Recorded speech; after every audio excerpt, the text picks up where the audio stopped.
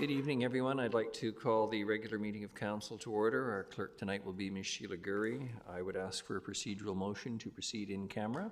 Moved Councillor Thorpe, seconded Councillor Perino. All those in favor? Any opposed?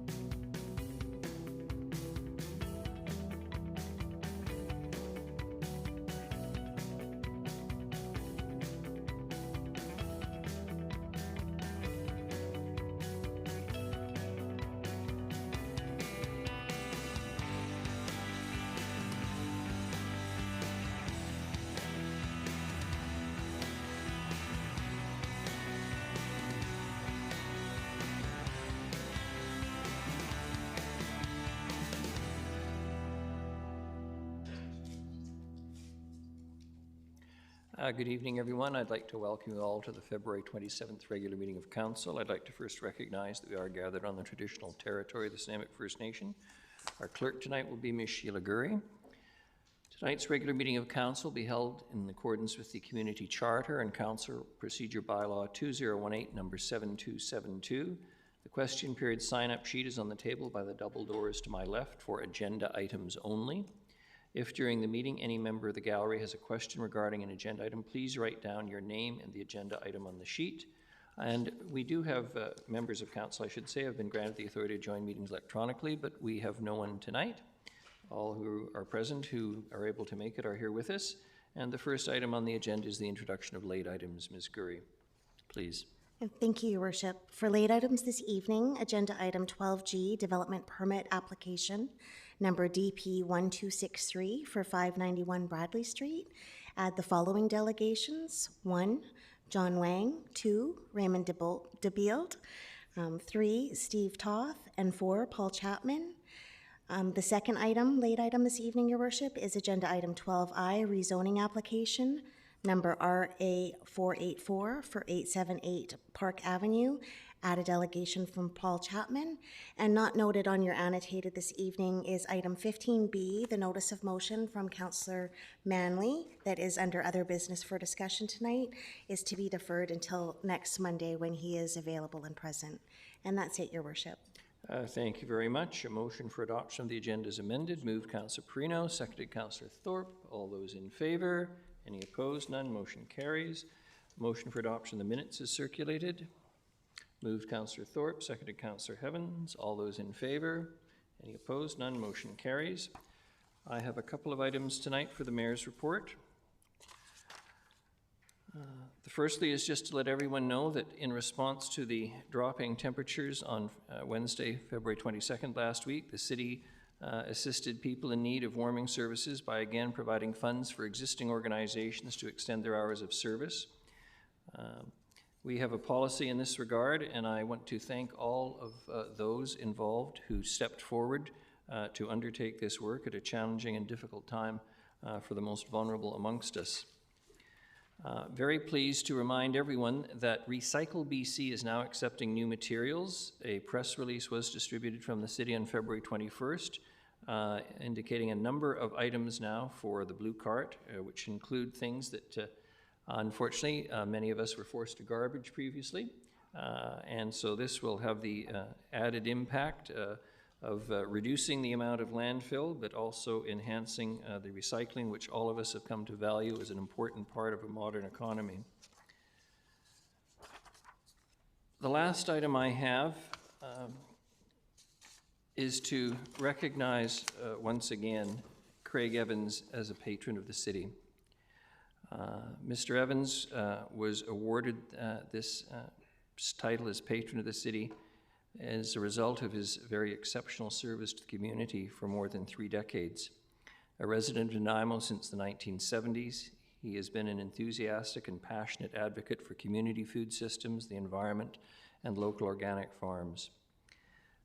Mr. Evans is credited as the founder of the Nanaimo Community Gardens in 1987, the Food Share Society in 1997, and the VIU Farmers Market in 2013.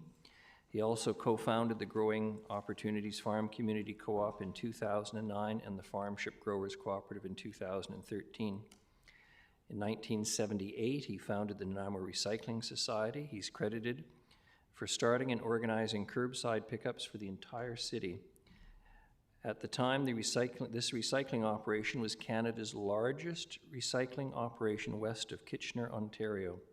And in 1999, he was awarded the Environmental Achievement Award from the City of Nanaimo for his work in promoting recycling and community gardening. His advocacy also halted plans for a proposed ferrochromium plant at Jack Point and a Breeny waste incinerator in 1991. It was a fight that many in this community remember well. From 2013 to 15, he was director of the Colliery Park Dams Preservation Society, which sought to protect and preserve the Colliery Park Dam. In 2000, he began working at Vancouver Island University as a worksite trainer for the Employment and Life Skills program, and up until recently was able to work in the Works Essential Skills Training West program, mentoring students with diverse abilities and securing them for work training on sites. And that is something that he has been involved with for decades, dealing with, as the phrase goes, people with diverse abilities for a long time, and he has made a significant difference in the lives of so many in this city. It is for that reason, and amongst the others that I've just stated, that the city is very pleased to bestow upon him the honor of patron of the city.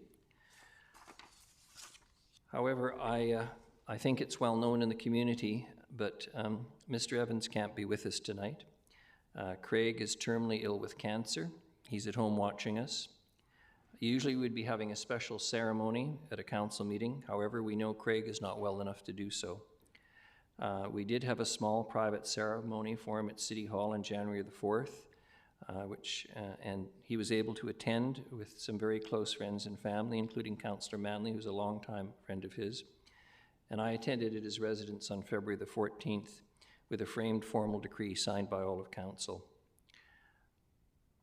I want to acknowledge and thank Craig for his 30 years of work to tirelessly and passionately advocate for this community and its food systems, being an environmental activist and local organic farmer to help ensure abundant, healthy, quality food for everyone. So Craig, to you at home tonight, on behalf of the grateful citizens of Nanaimo and all those who have benefited from your passion and your compassion and your kindness, we thank you for your unwavering contribution to this city. We have no presentations, Ms. Gurry. Committee minutes are simply for receipt. I would ask for a motion for adoption of the consent items, please. Item 10, moved Councillor Perino, seconded Councillor Thorpe. All those in favor? Any opposed? None. Motion carries. The next item would be delegations unrelated to agenda items. We have none tonight, Ms. Gurry, and we're on to reports. The first is item 12A, officer appointment and delegation of authority amendment bylaw with housekeeping amendments. And that's you, Ms. Gurry, please. Yes, thank you, Your Worship. I'm actually going to turn it over to Ms. Robertson, who is on Zoom this evening and on your screen. I think the report is pretty self-explanatory, so she'll just give you a brief overview, but basically be able to answer any questions that you may have. Thank you very much, Ms. Robertson. Welcome via the joys of Zoom. Thank you, Ms. Gurry, and good evening, Your Worship and Council.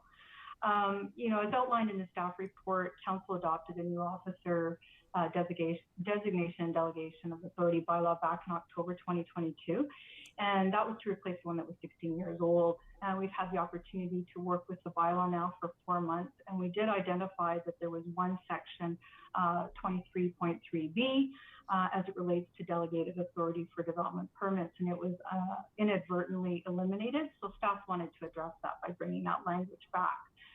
So as with any bylaw, whenever you do an amendment, you have to do an amendment bylaw. And so therefore we took the opportunity to bring forward a few other housekeeping amendments that we identified, such as adding the Director of Development Approvals to the list of staff who would have delegated authority to authorize and execute covenants in the absence of the General Manager of Development Services, just so we have that continuity. Providing some consistency to job titles because they changed over time. Sometimes there was a comma, sometimes there wasn't. And also adding some delegated authorities to the subdivision approving officer. And these are other delegated, we found these other delegations in other bylaws. There was one in the zoning bylaw and another by a council resolution. And our goal over time is to have as many delegated authorities in one bylaw that we can. It's just easier, similar to what we're doing with the fees and charges bylaw. So the proposed changes were incorporated within the bylaw, which is attachment B to your report, so you could see where those changes would fit in. And that sort of concludes my introduction, and I'm happy to answer any questions. Thank you very much, Ms. Robertson, and thank you for your work on this. I'm not seeing any questions. Council's all had a chance to read the material. Councillor Armstrong, would you care to move the appropriate motions? Certainly. Motion that officer designation and delegation of authority bylaw 2023 number 7353.01 housekeeping amendments be given first reading. Seconded Councillor Thorpe. All those in favor? Any opposed? None. Motion carries. Councillor Armstrong. Motion that officer designation and delegation of authority bylaw 2023 number 7353.01 be given second reading. Seconded Councillor Thorpe. Any discussion? Seeing none, all those in favor? Any opposed? None. Motion carries. Councillor Armstrong. Motion that officer designation and delegation of authority bylaw 2023 number 7353.01 be given third reading. Seconded Councillor Hemmons. All those in favor? Any opposed? None. Motion carries. Thank you. The next is item 12B, the Morningside Drive Local Area Service Parcel Tax Amendment to 2023. Ms. Mercer, good evening. Welcome. Thank you, Your Worship. So the parcel tax bylaw for the 5 properties for their share of the city sanitary sewer line project on Morningside Drive was originally expected to commence effective for the 2022 tax year. However, there was delays with the project, and the parcel tax bylaw will become effective for the 2023 tax year.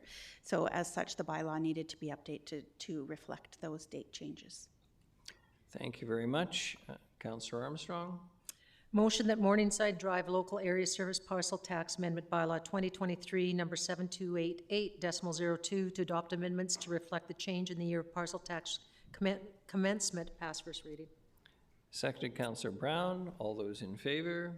Any opposed? None. Motion carries. Councillor Armstrong. Motion that Morningside Drive Local Area Service Parcel Tax Amendment Bylaw 2023 number 7288.02 pass second reading. Seconded Councillor Perino. Any discussion? Not seeing any. All those in favor? Any opposed? None. Councillor Armstrong. Motion that Morningside Drive Local Area Service Parcel Tax Amendment Bylaw 2023, number 7288.02, pass third reading. Seconded, Councillor Thorpe. All those in favor? Any opposed? None. Motion carries. Thank you. The next is 12C, Development Variance Permit Application Number DVP 449-250 Albert Street. Mr. Lindsay, please. Good evening, Your Worship, Council. As you mentioned, next item on your agenda is for development variance permit at 250 Albert. This is the property that has recently accommodated the overdose prevention service. The property owner has asked for this height variance in order to install an ornamental fence along the Dunsmuir side of the property. There is a plan in your report showing the approximate location of this fence. The fence height is to go from 1.2 meters to 1.83 meters, which is approximately from 4 to 6 feet. Happy to take any questions. Thank you very much. Well, just please, if there's anyone here wishing to speak to development variance permit application number DVP 449-250 Albert Street, could you please approach the podium? I wasn't expecting anyone, but having said that, Councillor Thorpe is moving the motion. Yes, thank you. We have a seconder with Councillor Brown. Any discussion? All those in favor? Any opposed? None. Motion carries. Thank you.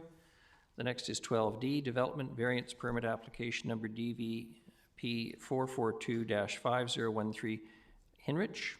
Am I correct, Mr. Lindsay? Hinrich View? Or is it Heinrich by chance? Or Heinrich? Dealer's choice, Your Worship. It's a lovely looking part of town, I must say, so I'm not familiar with it. As you mentioned, is a development variance permit application. In this case, the property owner is wishing to install a pool in the rear yard of the property. A pool is actually allowed within 1.5 meters of a rear yard setback, but in this case, the retaining wall required to support the pool is actually over height of that permitted by the bylaw, and the applicant are seeking the support of a variance from council. So in the most extreme location, it's 2.4 meters to 5.81 meters, which is a 3.41 meter variance. As outlined in the report, the adjacent downhill neighbors, one neighbor is in support, and I was advised by staff this afternoon that the other neighbor has also provided written support of the application. Happy to take any questions. Very good. Again, is there anyone here wishing to speak to development variance permit application number DVP 442-5013 Hinrich View, Nanaimo? Not seeing anyone. Moved by Councillor Perino, seconded by Councillor Brown. All those in favor? Councillor Perino, you were just seeking to move, no questions. All those in favor? Any opposed? None. Motion carries. Thank you very much. The next is E, temporary use permit application number TUP 25-2116 Northfield Road. Again, Mr. Lindsay. Thank you, Your Worship. This temporary use permit is for a property, as mentioned, at 2116 Northfield Road. This is a group of properties that backs onto Bevan Park and has historically had industrial use since probably the time of amalgamation. However, in 2011, the property was zoned as corridor, which restricts the use to generally commercial multifamily moving forward. In this case, the applicant has come forward with a request to change the use in the existing buildings, but to continue with generally industrial use. As that's not permitted under zoning, the one option available is to apply for a temporary use permit from council. The temporary use permit, if granted, would be good for 3 years under the legislation, and there's the ability to apply for additional 3 years. Happy to take any questions. Thank you very much.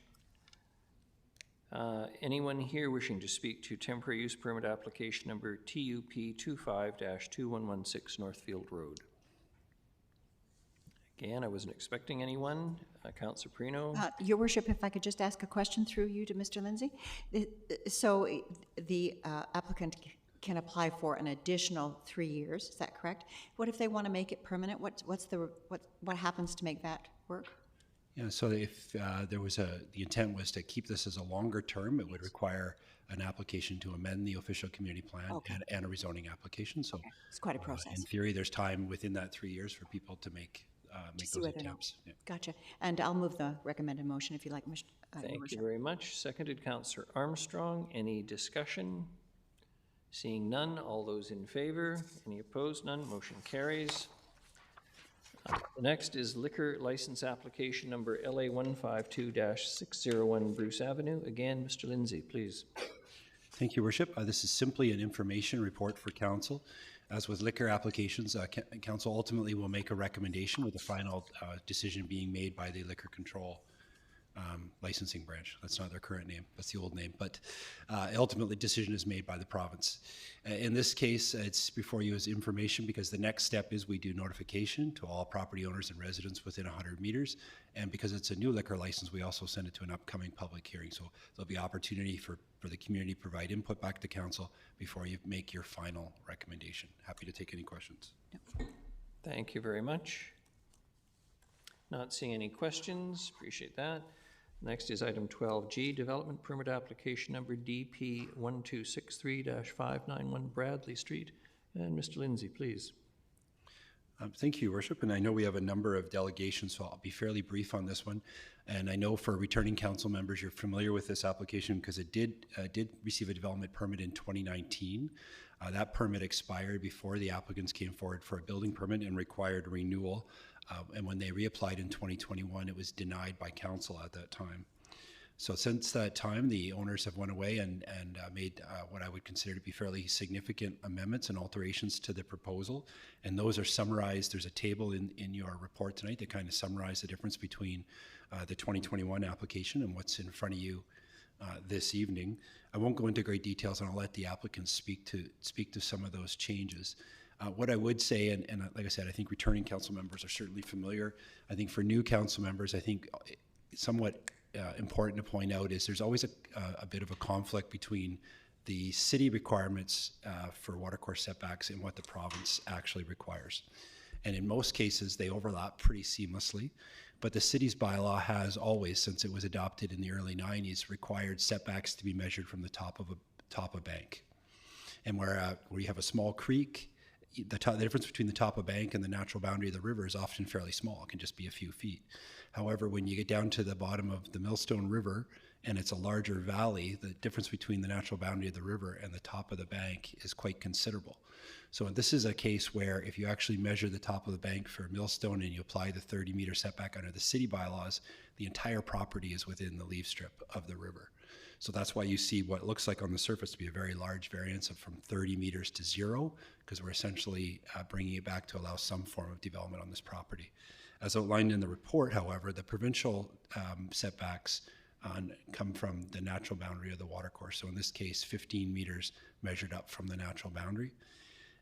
The proposed development is well outside the watercourse setback as established by the province, and at its closest is approximately 31 meters from the natural boundary to the closest corner of the building.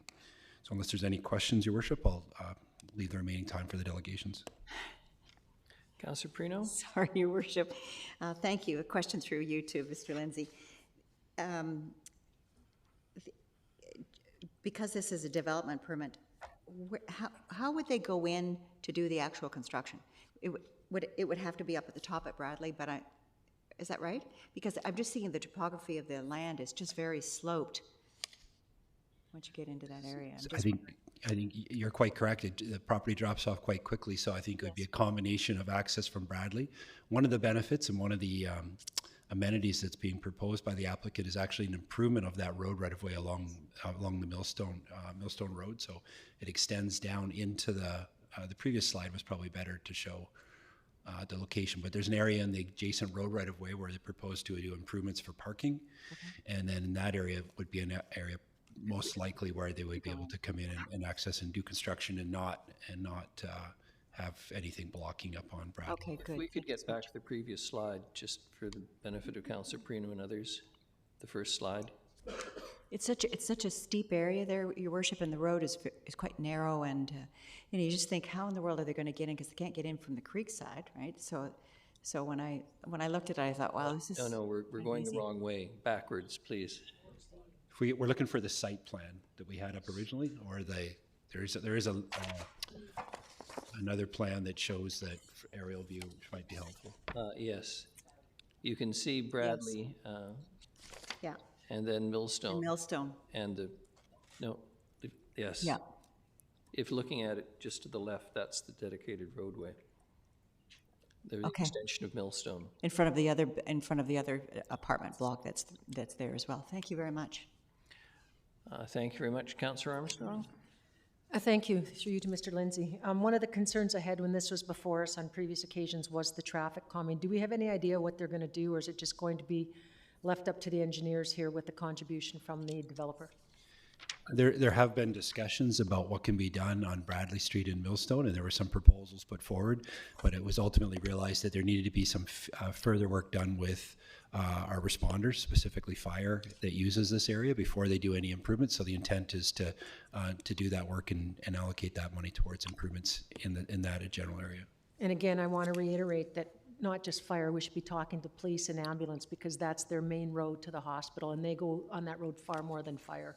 Thank you. Thank you. We now have 4 delegations. I would remind everyone you have 5 minutes. At the end of 4 minutes, I will indicate that there's a minute left in your presentation. The first is coming via Zoom, as I understand it. John Wang, Ms. Gurry, no? Yes, I think he is available to answer questions. I'm not sure if he had a presentation, so I'll leave that to him. To Mr. let us Wang, know. good evening. Is it just for questions? Thank you. Privileged to be here, Your Worship and Council. I'm available for questions, if any. If I may very briefly say our position. I represent Blueston Pacific Properties, the Vancouver-based ownership group of Bradley. I'd like to think the proposal will bring net benefits to Nanaimo, namely in terms of public health, environmental, and economic benefits from the provision of condo quality rental housing. We are ready to enter into a housing agreement with the city and will also provide voluntary contributions. Thank you very much for your time. Thank you very much. Not seeing any questions for the delegation. The next is Raymond DeBeeld, architect. Good evening, Mr. DeBeeld. State your name for the record, please. You know the drill.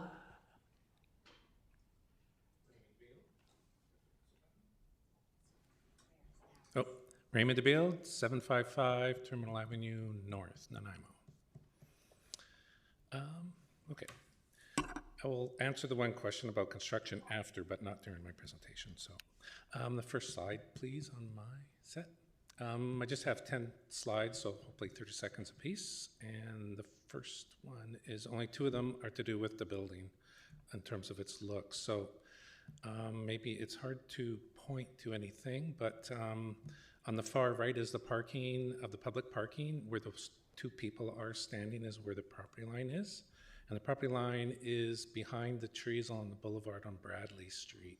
So that's the retaining wall that you see along the street edge, which ultimately will be cut down. And then you'll see in 3D where the public sidewalk extends to the strata beyond our property and around the corner, of which at the very bottom of the screen is a raised tablet, or what we were proposing as a raised tablet crossing. So again, you could imagine some of the different things that you've done with some of the other projects in town. So the next slide, please. Or I guess I can do it, sorry. Perfect, I'll let you do it for me. Just a before and after. This is the previous permit is on the left-hand side and on the right-hand side. So basically what we've done is we've compacted the building and compressed it and removed a few units, and we removed the story on the bottom and pushed the building up onto what is like a flat platform. So it's not a steep slope right away. There's like a 2-story retaining wall, at least, maybe a little bit more. Go to the next slide, please. This just again gives, on the left is the original DP, on the right is the proposed DP, so you can see how much squished it's more, about 18% more permeable area. Everything that's in green, and what's hard to see is the grass grid, that's all permeable. So the only thing that's not permeable is the building itself and the driveway, and we can probably even work on the driveway. You can see the parking on the right-hand side. Next. This just gives you an idea of the kind of the flat area, which is in yellow. Again, give you an idea of the adjacent, there's two-phase strata. It was proposed to be an apartment building on this portion of the site for about the last 30 years or so. Our building is 55 units. The one on the left is 17 units. So you can see how much more compact we are and how much more permeable site that we have compared to an older style of development. Again, you can see the area with the yellow areas is the extent of the setback. So there is a little strip in front of the building that'll get restored, but that allows us to construct the building. And then we'll go to the next slide, please. Time goes by fast. This is the diagram again that probably shows it a little bit more. You can see the contours there. You can see a little bit of the flat area. The upper part of the green above the dark dashed line is the original covenant area. The new covenant area is extended, and you can see the building is pushed back, and it's actually pushed to the right a little bit more than it was original scheme. So again, you can see the two buildings in line. And you can see the extent of the sidewalk improvements to the very far left of the screen, and then to the bottom right of the screen, and then all the public parking on the right-hand side. Next. Hopefully everybody had a chance to look at that, but just basically there's a lot of different changes. The original DP in red, the new DP in blue, and the differences noted in the green on the right-hand side. So you can see we've extended and added a lot more permeability, greater landscaping. I won't go on. So we've got a minute left. Go to the next one. It's just another summary. Again, these are just larger summaries that you probably had in your staff package. Again, just some of the new features that we provided in terms of making the building a lot more higher performance, energy improvement, more climate change related, those kinds of things. Next. 1 minute. Yep. And next, please.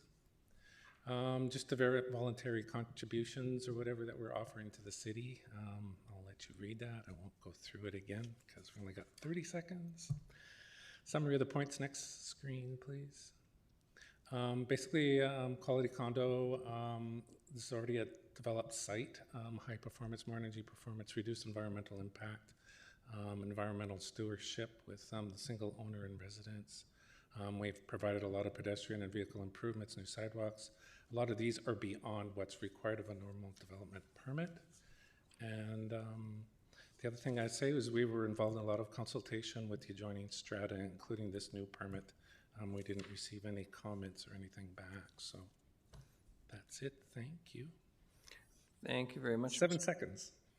Yes, I'm impressed. Any questions? Councillor Perino. Thank you, Your Worship, and through to you, to our guest. I'm not sure how to ask this question. You said rental units. Yes. Are you talking families? There just happens to be an elementary school within walking distance of that one. So I just wondered, are you looking at families? Or are you looking at sort of a 55 plus strata? Are you looking? I think we're open. That's really a question for John, I guess. Okay. He can ask again. I think these units are a little bit smaller in order to keep the number of units up, but there are some that are longer. They're more stretched out because they're compressed compared to what it was before. Okay. Yeah. Okay. Thank you. Thank you. Any further questions for the delegation? Councillor Eastmere. Thank you. Through you, is there a heat pump in the building?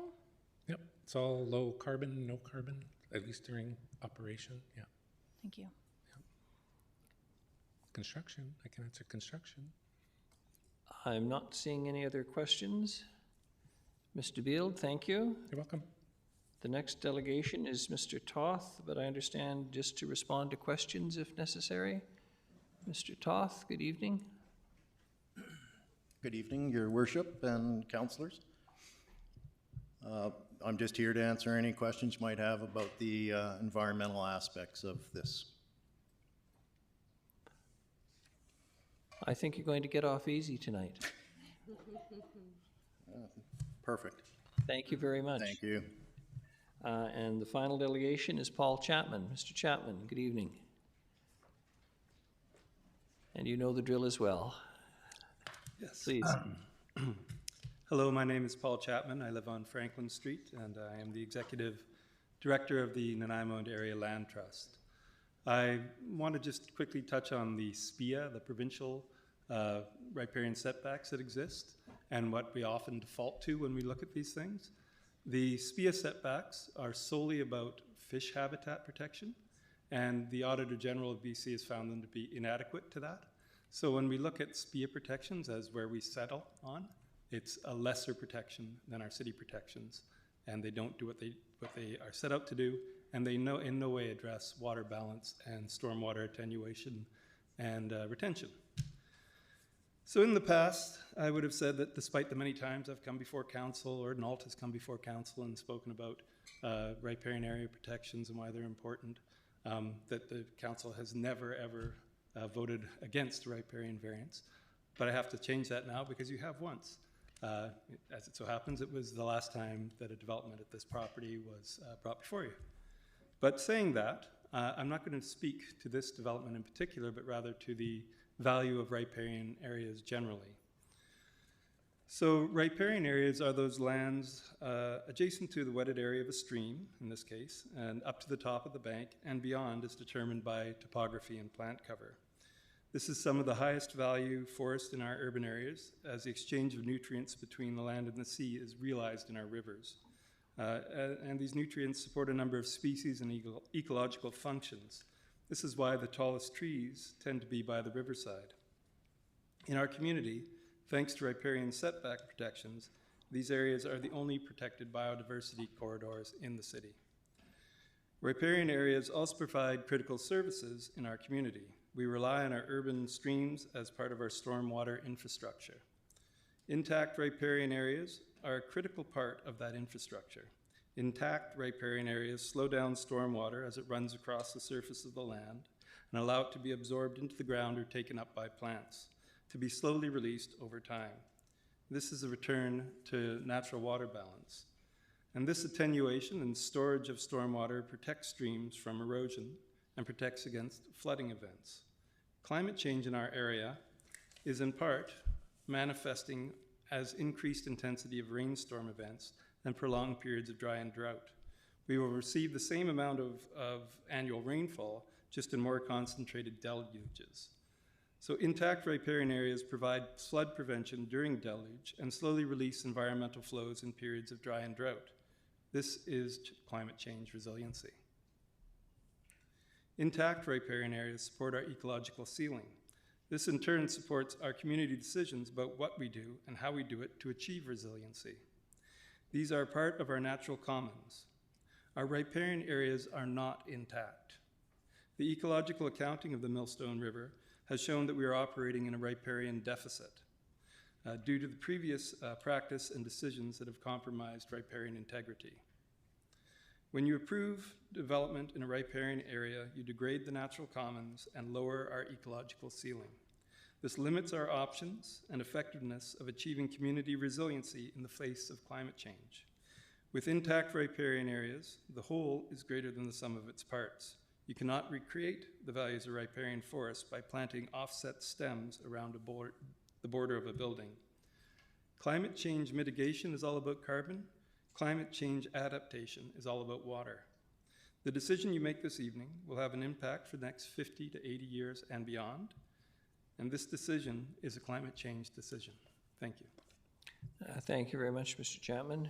You had a full minute left. Any questions for Mr. Chapman?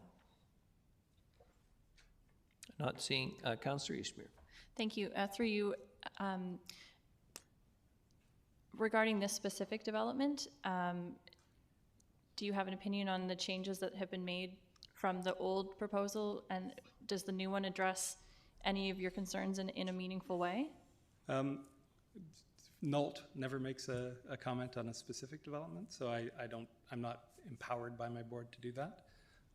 But I would point out that it is still a from 30 meter to 0 meter variance. Thank you. Thank you very much. Not seeing any, no further delegations. There is a recommended motion. Moved by Councillor Hemmens, seconded by Councillor Armstrong. Discussion, Councillor Hemmens. Thank you, Your Worship. I moved and I'm going to vote in favor of this. My voting has remained consistent on this project. I think if we follow our own policy in this and not the provincial, we're essentially neutering that piece of property from any development. I see the footprint as mirroring in many ways the development next door. If this were a development on a pristine stretch of the Millstone, I would have a different experience of it, but this is in a densely populated area with housing all around it, and I actually think they've made some really good efforts to make this fit in a way that balances all of those different perspectives, so I'm in favor. Thank you very much. In order, Councillors Armstrong, Thorpe, and Gesselbrock. Councillor Armstrong. Thank you. I was one that was opposed to this previously. However, this time I will be voting in favor. I believe a lot of the issues have been addressed. Staff are quite happy with what I read with the riparian stuff that's been addressed to their opinion to the best of the ability for that particular property. So based on that and the changes that have been made by the developer to address many of our concerns, I will be voting in favor. Thank you very much. Councillor Thorpe. Thank you, Your Worship. Through you, yes, similar comments to Councillor Armstrong. I also opposed this development in 2021. I felt it was too dense for the site, and I was concerned about traffic impact at that particular corner. But I am impressed with the changes that have been made, the modifications. The project is smaller, and I like the layout of it. So I am happy to support it this time around. Thank you. Thank you. Councillor Gesselbrock and then Councillor Perino. Thanks, Your Worship. I'm going to start off first, really commend the architect. I think that compared to the last project, this is a dramatic improvement. I appreciate the detail and trying to limit the impact on the site. Unfortunately, we've set a riparian setback of 30 meters from top of bank, and the Millstone River is, one of three sort of major rivers that we have here in Nanaimo, and it's a really critical corridor for not just for being a fish-bearing, salmon-bearing stream, but also for the abundance of different life that uses that corridor. I walked the site today, and there's a deer sitting right, where the development was going in. Being down in the park, I've seen otters, herons go up in that area, ducks, and I think, if we went from what the past development patterns have been, Councillor Hammond stated that this development really encroaches just similar to what the development beside is and mirrors that, and that is very true. But when you go down and look at the site and you see the townhouses that were put in and how steep that slope is and the fill that's been put in there, that is creating an erosion risk, and it does impact an already overdeveloped urban river that has been severely compromised through the decades of development around it. And I think our baseline has been so skewed that the 15 meter from high water of the provincial setback is, we feel that we've done our job, and I don't think that we're looking out 100 years when we're going to be Nanaimo's going to be experiencing densities that double, triple, potentially what they are now. And if we want to have access to green spaces that can support, a certain level of biodiversity that's healthy for people to be able to go down and visit and to maintain these qualities that allow for, healthy drainage, when we have these high water events with increased rainfall, and to protect the hydrology of this area, I think that we do really need to take seriously this 25 or 30 meter setback from these major rivers. And even though we've encroached on it over the years, the vision is to get back to where it really needs to be, looking 100 years out. And so I can't support this development. I think that it's still, to make the numbers work, the number of units being put on that site and the amount of earthworks and engineering that's going to take, it's just looking at the grade. There's no way that it can be done without, irreparable impact to the site. So thank you. Thank you. Councillor Perino. Thank you, Your Worship, and through you, I'd like to ask a question to Mr. Lindsay. The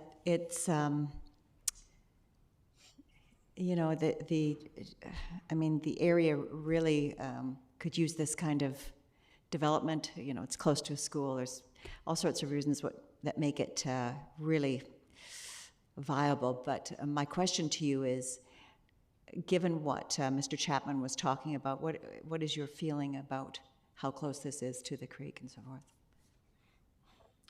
What I would say, Your Worship, is that staff have reviewed the submission in its entirety, including the submission from the professional biologists. Yes. And our staff concur with the recommendations and support the application. Okay, thank you. Thank you, Your Worship. I'll be supporting this motion. Thank you very much. I'm not going to prolong the debate except to say that I do support this application. It is a significant change, as has been noted by many councillors. Having walked the site, seen the property, the layout, the bench that runs literally at the edge of basically at the edge of the site of the proposed building, this is certainly, I'm not suggesting for a moment because it's not pristine, it's not worthy of preservation, as is any piece of land arguably, but in terms of a building site, in terms of its connectivity to our downtown and the need for housing, as a general rule, I'm going to be supportive of going up in the city and not outside the city boundaries. If this were placing in serious risk the Millstone River, then I would have my concerns, but I'm satisfied by all the material that we've received, and therefore I'll be supporting it. I'm not seeing any other speakers, so all those in favor of the motion? We did move it, didn't we? It's been talking so long. Yes, I'm joking. All those in favor, Councillors Armstrong, Eastmere, Hemmons, Mayor Krogh, Director Thorpe, Councillor Perino, Councillor Thorpe, Councillor Brown, and opposed, Councillor Gesselbrock. Motion carries. Thank you very much. We have development permit number DP 1286-2180 Highland Boulevard. Mr. Lindsay, please. Thank you, Your Worship. As shown on the air photo on the overhead, this is a development permit for 2180 Highland, as outlined in the report. There was a previous development permit issued for this site, and maybe if we can just scroll down to the air photo. Thank you. So that, as you can see, the actual property is right adjacent to Brooks Landing, and essentially this new building will be a pad building within the Brooks Landing complex. There is one variance, and that is for a side yard setback, and that's actually for the side yard between the building and the mall property itself. So it's actually moving the mall closer to the existing parking lot. Staff support the variance. Happy to take any questions, Your Worship.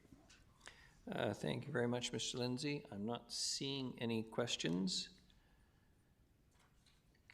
Councillor Armstrong moved the recommended motion, seconded Councillor Brown. All those in favor? Any opposed? None. Motion carries.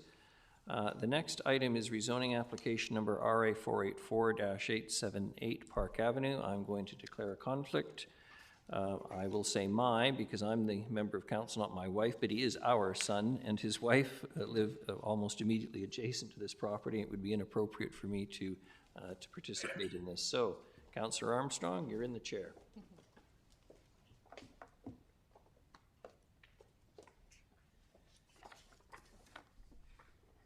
To be introduced by Mr. Lindsay.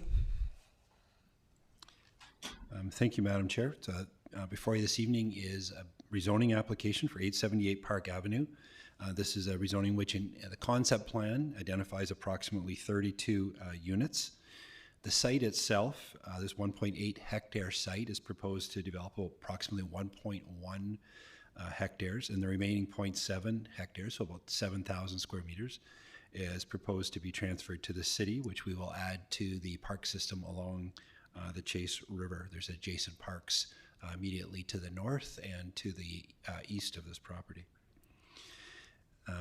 As I mentioned, it's rezoning, so it's first and second reading only this evening, and if council proceeds with those readings, it will then proceed to a public hearing, and that public hearing has been scheduled for March the 16th. Happy to take any questions. Councillor Perino. Thank you, Madam Chair. Through you to Mr. Lindsay. So at this point, there is no development that we can see. It's just a rezoning at this stage. We'll come back then, should it go forward after public hearing and so forth, we'd come back then to see the development that's being proposed. Is that correct? Sorry, through the chair. So there is attached to the report are some conceptual site plans. Yes. that are identifying how the applicant sees the site could be developed out under the proposed rezoning. Okay. You're quite right. If council approves the rezoning application, the next step would then be a development permit application. At which under, time? Under your bylaw. Okay. However, I would note that not all development permits come back to council. If there's no variances required on a project of this scale, it's potentially a development permit that would be delegated to staff for approval.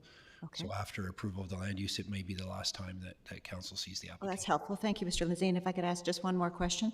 There's a section that you've got on page 4 of page 206 about affordable housing strategy. So is there anything in this particular rezoning application that suggests that there might be some opportunities for either affordable or supportive housing or anything of that type? And my question may be premature. Please feel free to. No, it is a good question. I don't see anything that's specific, that's intended to specifically address it, other than providing a variety of housing forms, is what the strategy speaks to in each neighborhood, and this would have, further diversity of housing types in that neighborhood. Okay, thank you very much. Thank you. Seeing no other councillors, we do have a delegation. Mr. Chapman?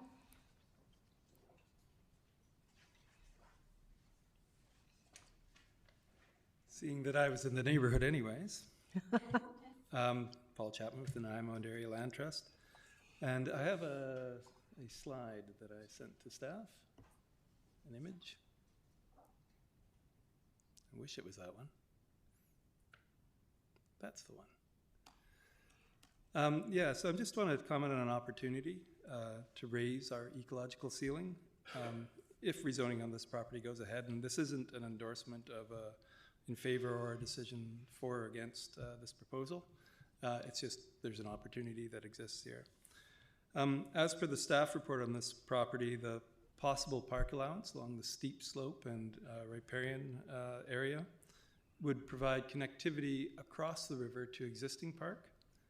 So the 878 is in gold there, and then the existing park lands are in green, right directly across it from it, and also in a strange sort of fly swatter shaped long-handled piece that goes down to 8th Street. And there's an opportunity here for cleaning up some historic detritus from what was probably a automobile repair shop or equipment repair shop of some sort. So all down that slope, some on private land, some on parkland, I'm sure. There's bits and pieces, some of it too heavy for people to move, and who knows what else from what kind of things might have happened in a automobile repair shop. I've been down there with GPS, but because of the steep banks and the tree canopy and the equipment I have available to me, I couldn't be precise to show that it's some of those piles and those oil filters and those sorts of things exist on parkland, but I'm sure they do, because that park strip is there to protect some of the larger, older trees that exist there, and a lot of it is sort of backed up right against it. And I don't know where it first came down the slope, but it's spread along the slope now. So there's quite a bit in there, and there's just an opportunity in the consideration of all these parklands to get in there and sort of triage what's there, figure out if it's safe to do so, what sort of restoration plan could be carried out. Thank you. Thank you, Mr. Chapman. Any questions from Mr. Chapman? Seeing none, thank you very much.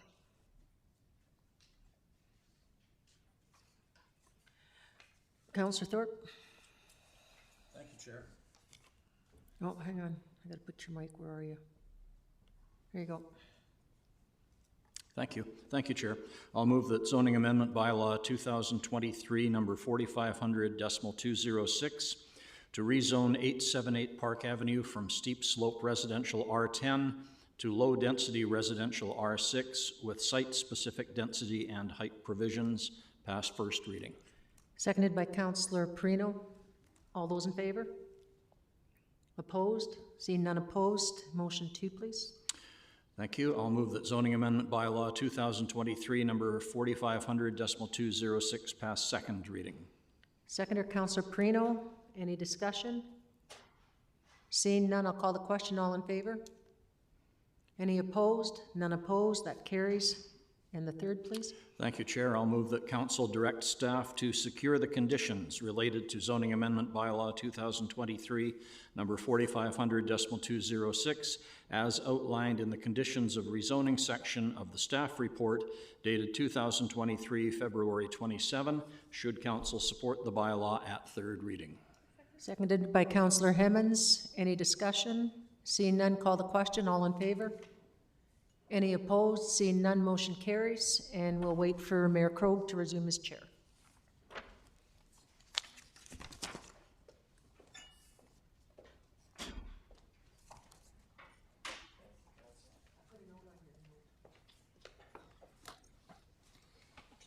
Thank you, everybody. Like Chucky, I'm back.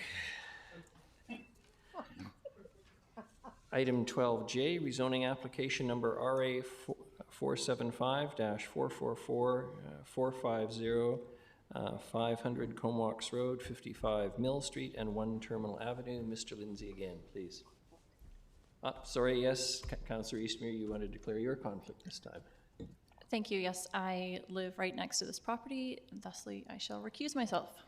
Thank you very much.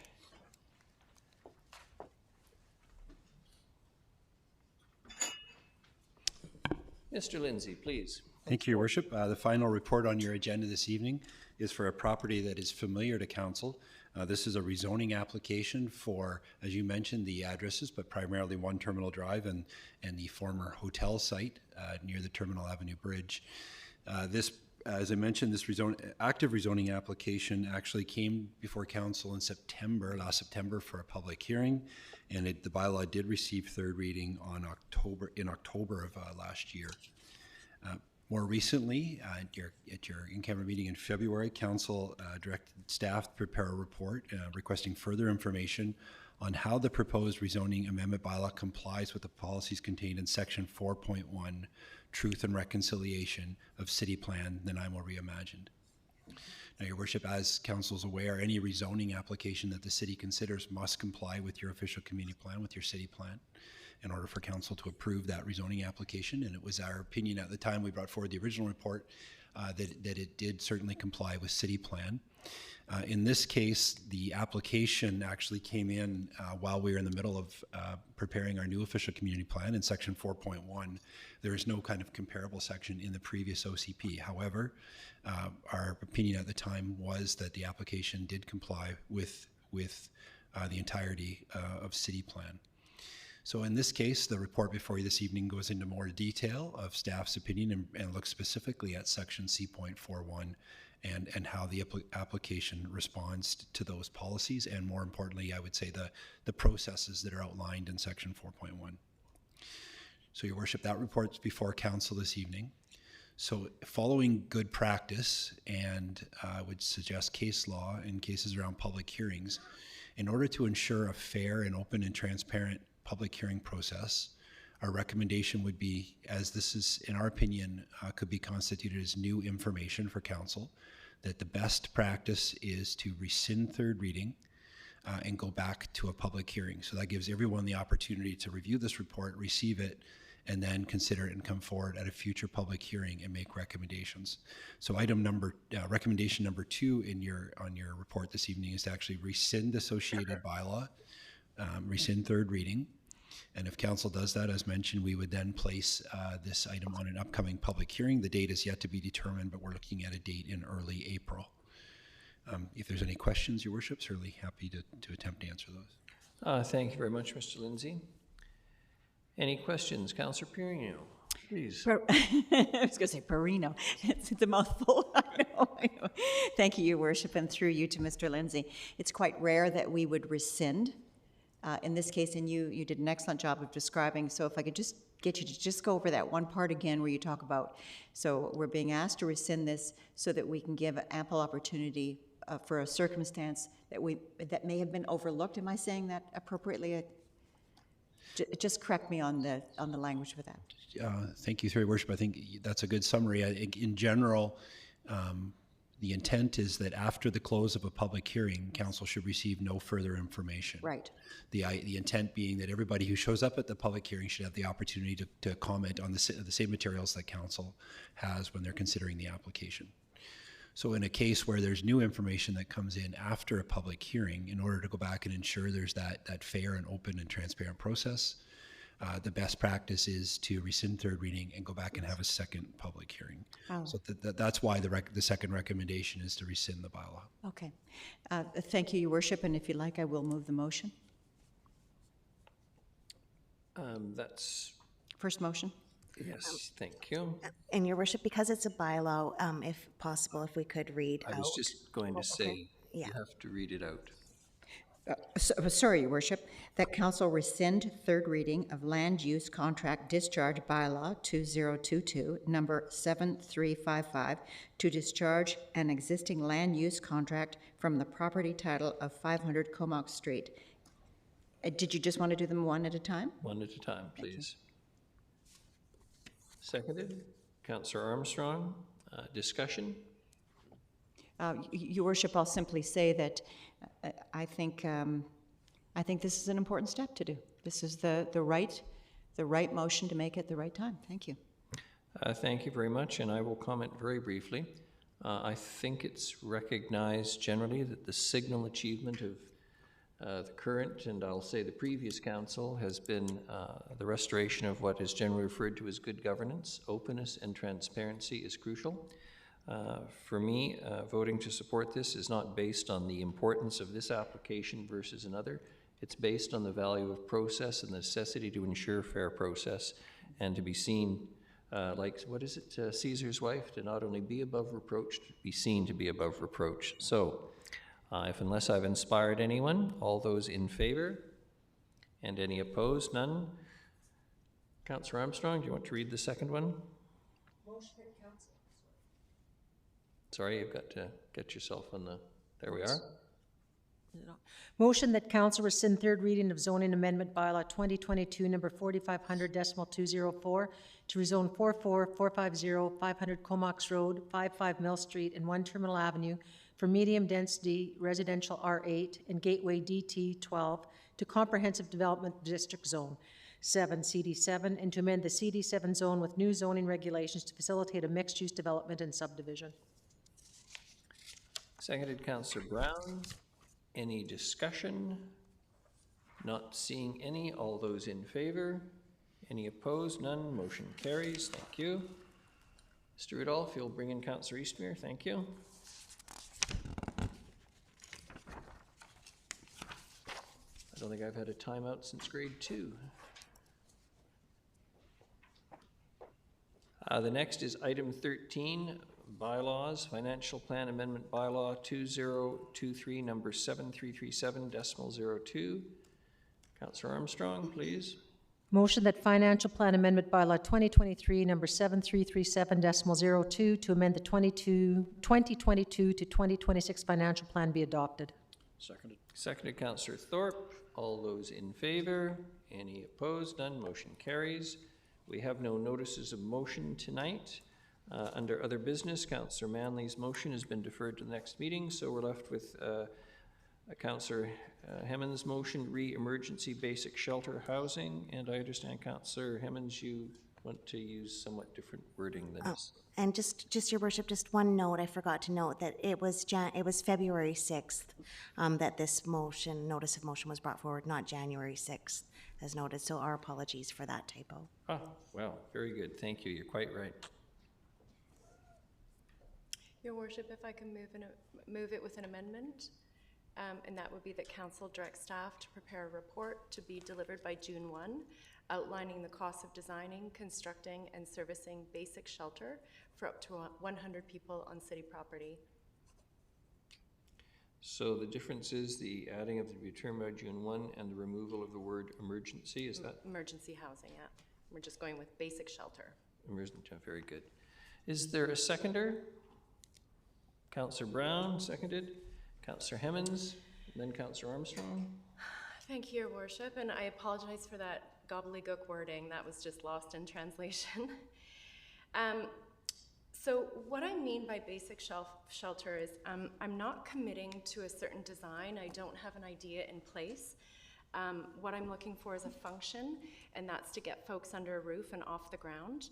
It could include purpose-built platforms. I'm thinking similar to the covered picnic shelters on Seisatchen, sprung structures, or even repurposing currently used assets, such as the Bowen Stables. The reason I'm asking for this, and I think I want to say the caveat here is that I haven't workshopped this thoroughly, and that's been very intentional. I've shared it with the mayor. This is simply asking for information. This is not forcing us to go anywhere. This is just asking for deeper information about a crisis that we're facing. The other caveat here is that I was your co-chair of the Health and Housing Task Force, so I spent nearly 3 years looking very, very closely at this issue. The motion that was removed tonight, Councillor Manley's motion, I'm sure you guys read it, but it kind of highlights the predicament we're in, and that's that we're kind of forced into sending strongly worded letters to other levels of government to take care of a problem that we are facing. They're facing it as well, but it's on our doorstep. So my motion is far more geared towards action, and I would 100% support Councillor Manley's motion if he were here and it were delivered, but this motion is focused more on providing actual amenities in our community to address this crisis. So just some background. So recent conversations with RCMP place our number of homeless or unsheltered people at about 650. A lot of those folks are hiding in bushes. A lot of those folks are not facing active addiction. A lot of those folks are trying their best to avoid detection, and they include seniors, they include families, they include youth, and they include single women. According to a September 2021 report, Nanaimo has the most homeless people per capita in the country. BC Housing is working very hard in our community, but it's not near enough, and the suffering extends beyond those without homes and bleeds into our business community and our neighborhoods, which we at the city deal with every single day. We're investing historic amounts into emergency services, security services, support services, and we're gaining no ground. In fact, a strong argument could be made that we're backsliding. Our city isn't large enough to attract the provincial investment of hotel purchases, such as those seen in Vancouver and Victoria following COVID, nor are we small enough to quickly scale up small innovations such as those seen in Cowichan and Port Alberni. We've been sitting on $3.5 million in provincial funding because we can't find a location for the navigation center. So provincial dollars are there to support us. I didn't include this in my motion because tonight is about a first step. It's simply about asking for information and giving staff 3 months to compile that information. But if we get there, if and when we get there, I am going to argue very strongly that we work with our service providers, and again, based on my experience at the Health and Housing Task Force table, our service providers are poised to do this kind of work. I would argue that we find our 100 easiest to house residents. I would argue that in our community we could easily find 100 people who are in terrible circumstances who would benefit tremendously from having a solid roof over their heads. And I'm not talking about those in active addiction. I'm not talking about those with multiple comorbidities. I'm again talking about the seniors living in their cars. I'm talking about the single moms with their kids. Nanaimo First Nation and our partnership with the fourplexes gives us a really good precedent for this. And based on our staff report, a measure of the success of that housing model is based on the recipients being triaged into a path of those most likely to succeed, otherwise known in, these are dry facilities. And that's an important piece of their success. In the end, I think I just want to talk about leadership. Again, going back to Councillor Manley's motion, we are continually placed into a position of advocacy, and I would argue that we're doing a fairly good job of that. We're stretching provincial dollars to the best of our abilities, but leadership needs to step forward with solutions in a complex problem. And the city is not going to solve this. This is not our job to take on. But everything I have seen in my political career is that a city that comes with a plan, with things fleshed out, with partnerships alive, they're more likely to receive funding for the specific programming than those who are just saying, please help us, we're drowning. And I think to date, with some successes, a lot of our advocacy has framed around, please help us, we're drowning. I think this gives us a very specific, tangible something that we are interested in, that we are invested in. And again, we're not moving on this. This is just a step in the direction that's going to give us information that will allow us to make future decisions. Thank you. Councillor Armstrong. Thank you. I won't be supporting the motion. I don't believe that the city is in the business of providing housing. We had that conversation Friday, and that was what the majority felt at that time. We already have an affordable housing strategy plan, which addresses all the concerns that Councillor Hemmons has done. We've had numerous reports on what city land is available for this. We've had all sorts. We've gone through spring housing. We've gone through all of that, so we're just duplicating work for staff again. The other thing is we know that BC Housing is responsible for this. It's their mandate. So I think I have no issues working with them. They already know what land we have available. We've done this numerous times. It's a repeat. We've already heard from staff they're over capacity. We've heard from service providers there's nobody available to run these. We've heard that. We heard that on the Friday. And secondly, and I'll remind people, like we heard at our asset management, only 8% of all tax dollars go to the municipality, 42% to the province, and 50% to the feds. And I don't believe, and I heard lots of comments, and I had received lots of emails and phone calls from people when this motion was put forward, strongly opposed to it, and I do remain opposed because I believe that we are working well with all of our partners, and I don't think this accomplishes anything further other than staff time to be diverted when they've already done this. Thank you. Thank you very much. Councillor Eastmere. Thank you. I'll be supporting this. I think that I really appreciate all of the reasons that Councillor Hemmons outlined, and coming to the table with a potential space that could work for this, I think is one thing that we can do as a city, and there are operators who could come in and do this kind of work who may not necessarily already be working in our community and who have expressed interest. So I don't want to give up on this problem. I know it's a really big one. So I at least would like to see the information on this. And regardless of whether you think 100 people is too many on a particular site, you know, we can change it if the information doesn't support having 100 people in a place like this. But I need to see that information. So that's why I'll be supporting this. Thank you. Thank you. Councillor Prino, then Councillor Thorpe. Thank you, Your Worship.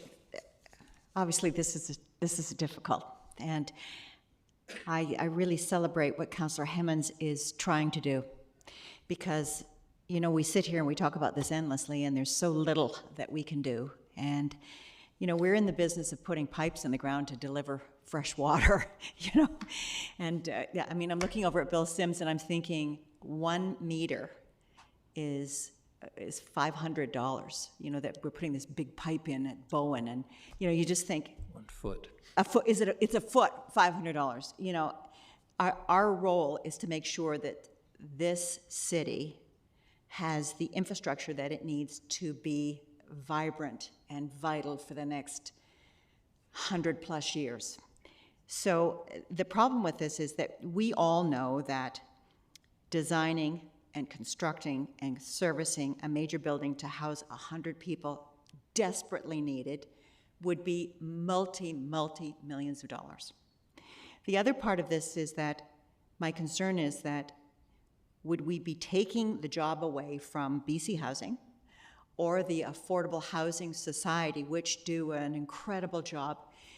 And if I had to say anything, I'd prefer to say every single development that comes to us through those organizations, we should be pushing through as fast as we can to get them built as fast as we can and to support them financially to the best of our ability. But if we can't even deliver the roads, the sidewalks, the water, the sewage treatment plant, without going to the taxpayer and saying, sorry, 7.3%, then how in the world are we going to be able to take on this problem, even for 100 people? And unfortunately, 100 people isn't the problem. It's, as you said, Councillor Emmons, at least 600 people. And I couldn't agree more. This is so needed, but we need the help of the BC Housing, of the Nanaimo Affordable Housing Society. We need the help of this provincial government and obviously our federal government. We need to work with them to do the best advocating that we can do. We need to put through the permits when we can, and we need to get the building permits off and the construction started as fast as we can. But for us to step into this is a grave concern to me, because it takes us out of the role of infrastructure, which is what our city needs, and puts us into the building for, which we can barely help. But I want to commend you, Councillor Emmons, because you are so right. You are so right. But at this point, I'm prepared to vote against it. Thank you, Your Worship. Thank you. Councillor Thorpe. Thank you very much, Your Worship. And through you, I certainly respect the passion and the eloquence of Councillor Emmons. But this is not a difficult decision for me, and I'm sorry, but I will not be able to support the motion. For a number of reasons. First of all, I fully understand it's only asking for a report. And even a report costs time and money of our staff. And Councillor Emmons has made it clear that this is a road that she wants us to go down as a result of that report. Well, it's not a road that I want to go down. And so I don't feel that I want to take that first step. We have already had reports from staff outlining available lands that we could offer to BC Housing for various uses. The costs of designing, constructing, servicing with water and electricity, shelter for 100 people, I think, as Councillor Perino has just said, would be substantive. And I'm not convinced that it's going to solve the main problem that we are being faced with our homeless or street population. The one thing that stood out as Councillor Emmons spoke was her words that I made a note of: it's not our job to take on. And I am going to stand by that. It is not our job to take on, and I'm not prepared to go down this path. So again, with all due respect, I'm sorry I cannot support this. Thank you very much. Councillor Gisselbrook. Thanks, Your Worship. You know, the current homelessness crisis that we're facing, that's, you know, fed into the lack of housing, also the opioid crisis that feeds into it. People are just seeing, you know, folks living on the streets in dire straits, and there's a large spectrum of people, but we're seeing, you know, growing tensions in our community. And I don't think the majority of people don't care whose responsibility it is. They want to see things improve. Right now we've got a big pit, and more people are falling in it than are coming out. And everybody's hoping that all levels of government can work together to turn it around and start seeing some improvements. And we haven't seen it yet. There's actually been a failure to address this situation. I don't think in Councillor Emmons' motion all the details are thought out, and I really don't think that's a large part of the intention, is that we as Nanaimo need to say we're all in and solving this. And of course, you know, we don't have the same financial resources as the province, and it's not fair that the solution to this problem falls on house property tax. But that's not the point. I think the point of this motion says that we're into finding solutions, and we're going to put the resources that we do have into looking at them.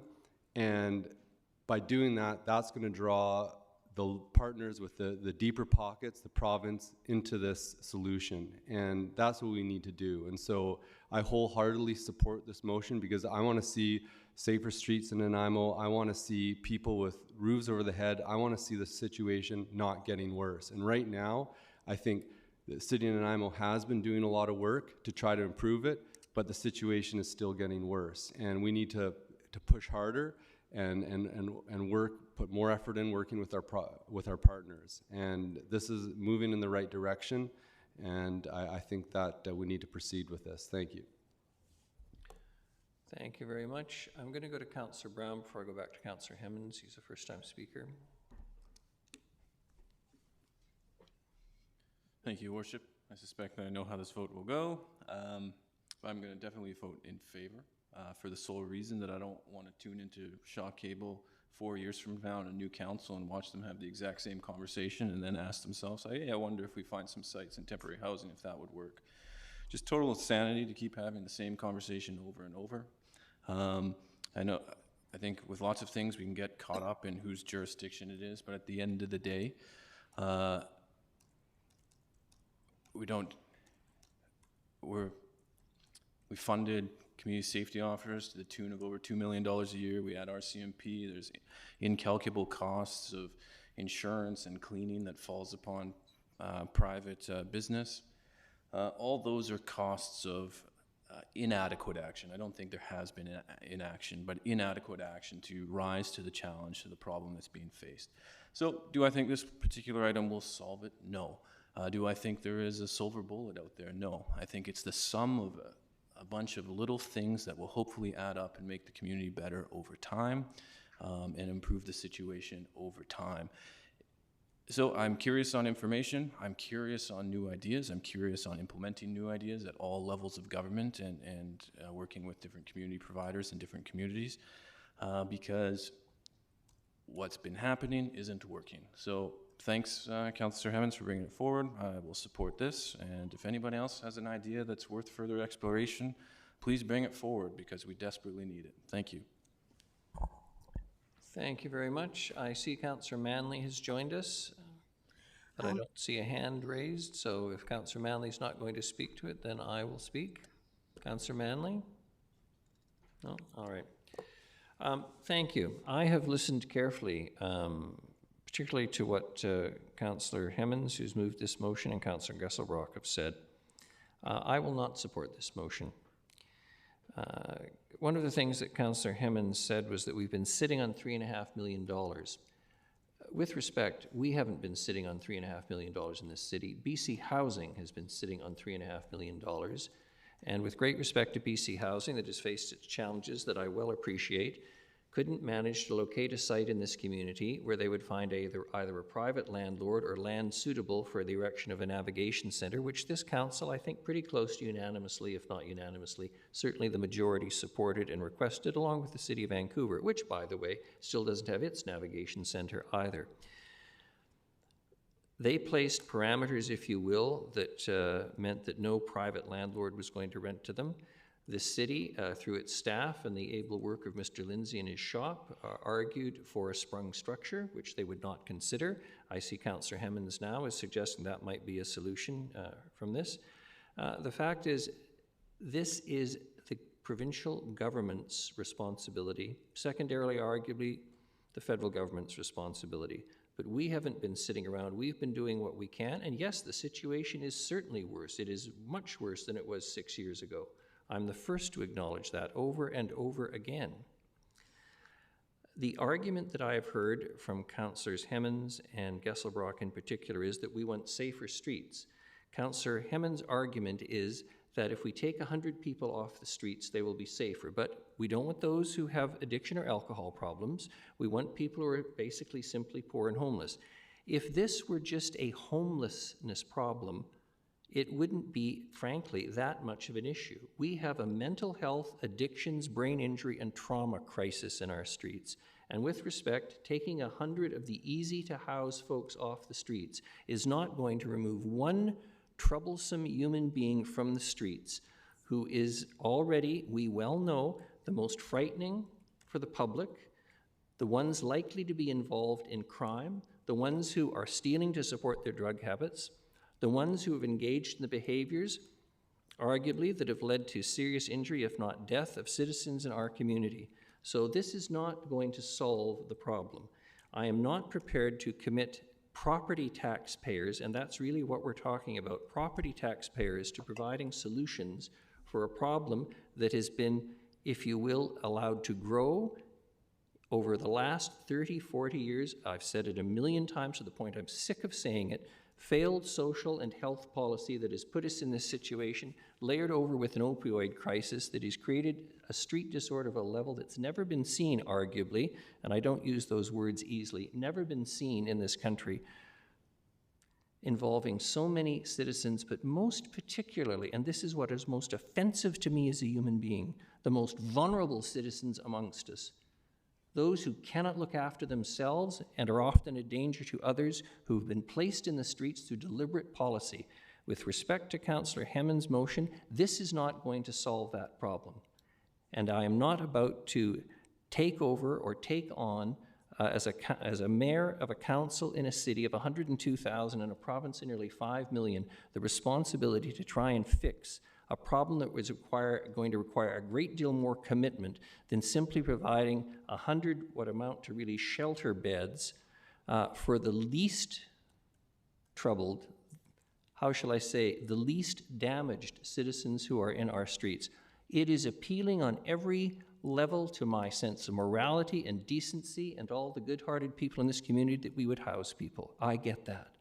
But this is not going to solve what the real problem is. I'm not prepared, as I say, to substitute solutions from a city for problems which extend far beyond these cities' boundaries.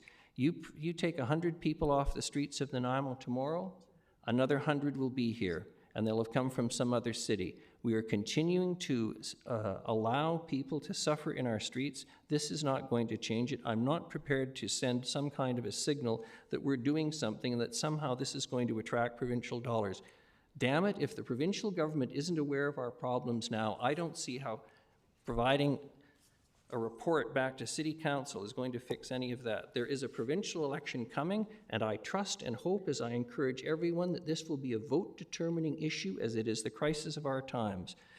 But until that decision is made by no later than the fall of 2024, I am not prepared in the meantime to spend monies on something that frankly, sets us down a path, as Councillor Thorpe has pointed out, where we will end up, if you will, being responsible for something we will not be able to fix. If in 4 years Councillor Brown is right and there's another council sitting around here and we have the same problem, trust me, any lands that have been set aside, anything we've undertaken will not be compensated for by the provincial government, and we will be stuck with court cases that are leading increasingly to the principle that once you have allowed the most vulnerable to live and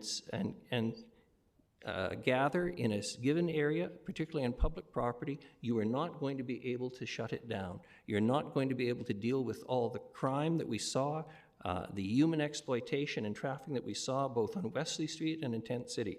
So, hard as it may be, and it is not easy, hard as it may be, I cannot support this motion. Councillor Gesselbrock and then Councillor Hemmons. Thanks, Your Worship. I agree with you that there needs to be much more urgent and large-scale intervention from the province, and I don't think anybody would argue against that. I think as a municipality, we do have a role to play, and I think the proposal that Councillor Hemmons has put forward is we have increasing numbers of folks that are experiencing homelessness, and we're also seeing increased numbers of folks with drug addiction and head injuries. And you know what the best way to get a head injury or drug addiction is to be homeless. And so you bring a young person who's 18, can't get a home, doesn't know a place to stay, there's no shelter, they're vulnerable, they're out on the streets downtown Nanaimo.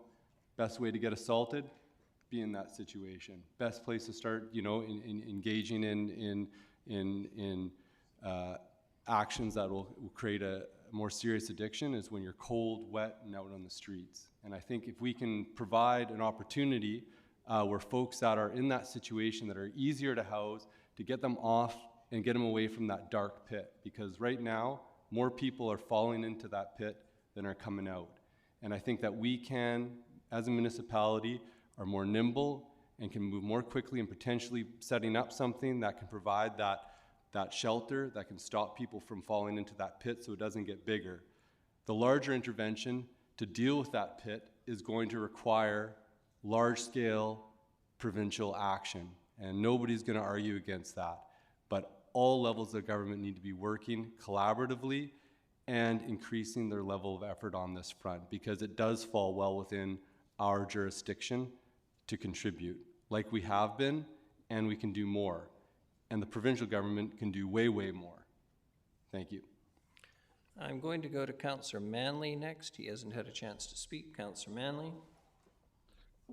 Thank you, Your Worship. I hopped into this meeting. I've been watching online, and I'm going to vote in favor. We have 6 senior citizens staying at the Unitarian shelter right now that are over the age of 70. Several of these people, they've never had any addiction issues in their lives.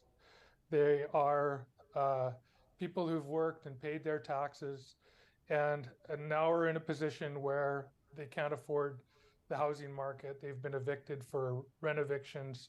People moving to the area who have bought houses and moving into them, and the rental market has changed. We've had people with diverse abilities, with developmental disabilities. We've had students staying at the shelter, people that are very vulnerable on the street, and they're the people I worry about the most, actually, because they're the ones that become the victims to the street entrenched, and the people that are interacting with people that are street entrenched. And those are the people I think that Councillor Hammonds has identified.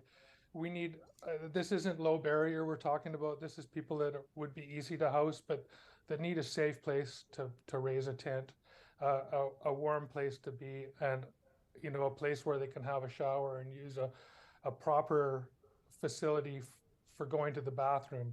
And it's basic humanity that if we're looking at providing a space in the city where people can be safe, then we should do that. I agree, we shouldn't be taking on what is the responsibility of the provincial and federal government, but at the same time, we have a really inhumane situation here for people who are unhoused in our community.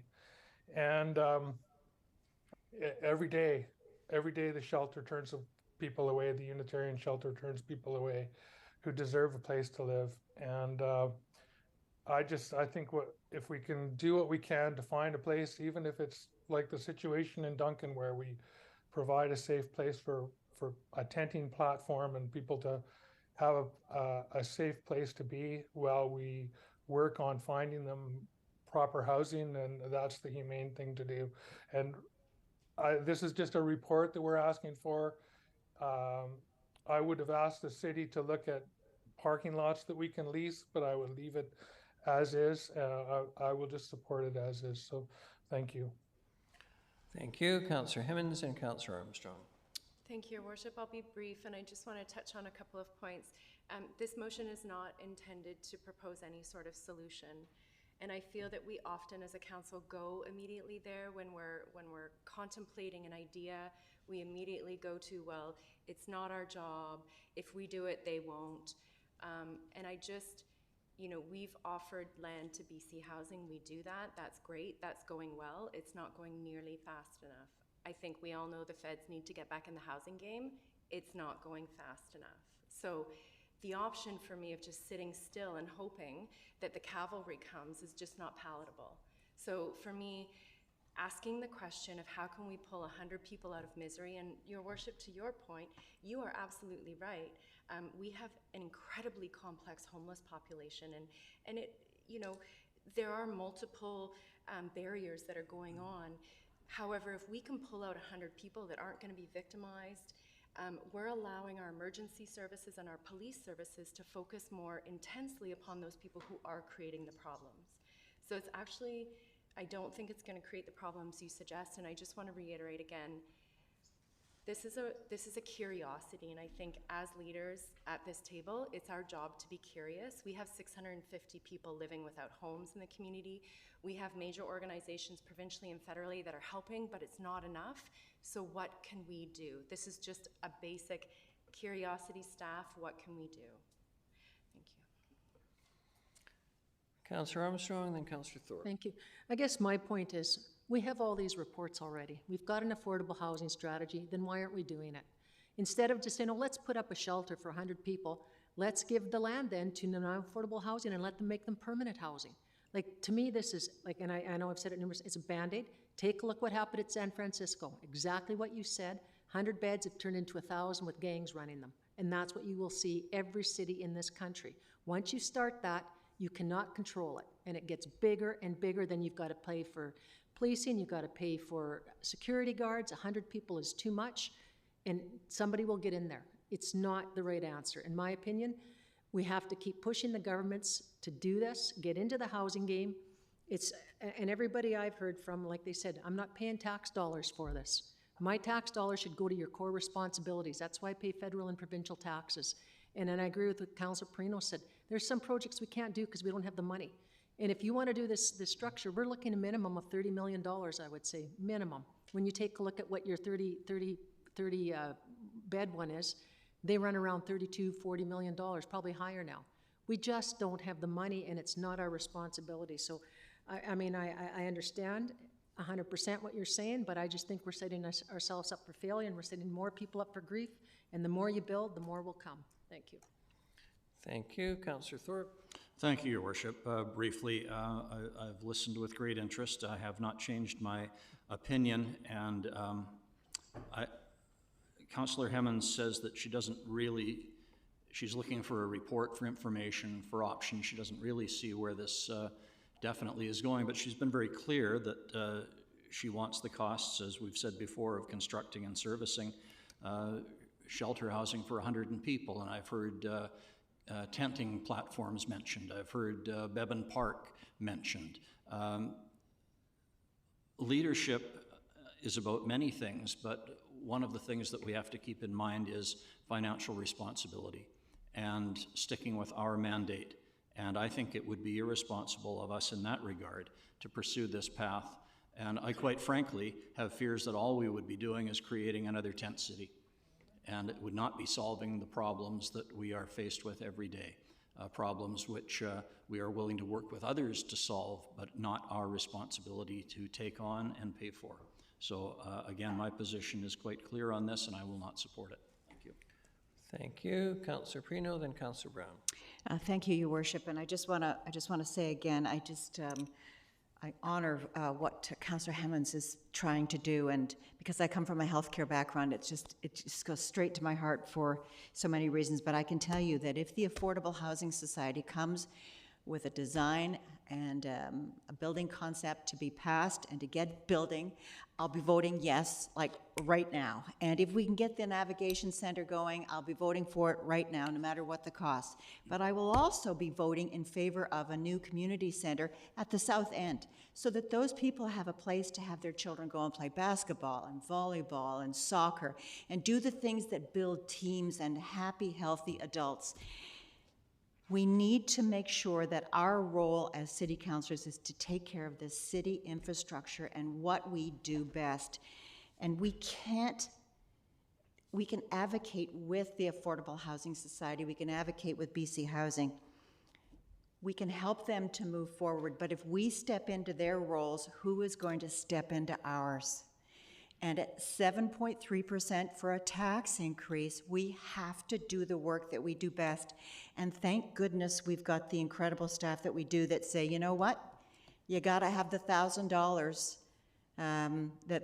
what is it, 1 foot for a $500, God, I'll get the numbers right, you know, that tell us that if you want water delivery, you gotta do this. Our role is infrastructure, and we have to stand strong on that and work with the provincial and the federal government, but particularly BC Housing, our Affordable Housing Society, and any other organization that wants to help out, because I agree that the situation is dire. Thank you. Councillor Brown. Thanks, Your Worship. I won't belabor the point because I don't sense a lot of shifting of views going on here. So, but I think there's just a lot of talk about what our core services is, and we frame things in those contexts. But the cities didn't always do parks and recreation. Cities always didn't do lots of things. But because there's no particular defined thing. It is coming together to build a platform to better all of our social well-being. Part 7D of the community charter literally says that our purpose is to provide for the social, economic, and social well-being of our citizens. So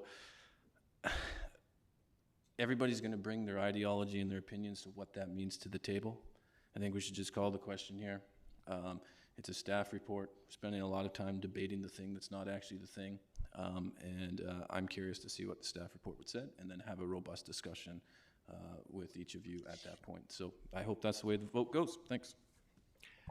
Thank you, and this will be Councillor Hemmens, and I believe it's the third time, so it'll be the last time. Thank you for that reminder, Your Worship. I'll be brief. I think this is going to pass, but if it doesn't, I just want my colleagues to know that I'm eagerly awaiting a response from this table that goes beyond this isn't our problem, because I think that's where we're currently situated. And I'm trying to move us away from that. Thank you.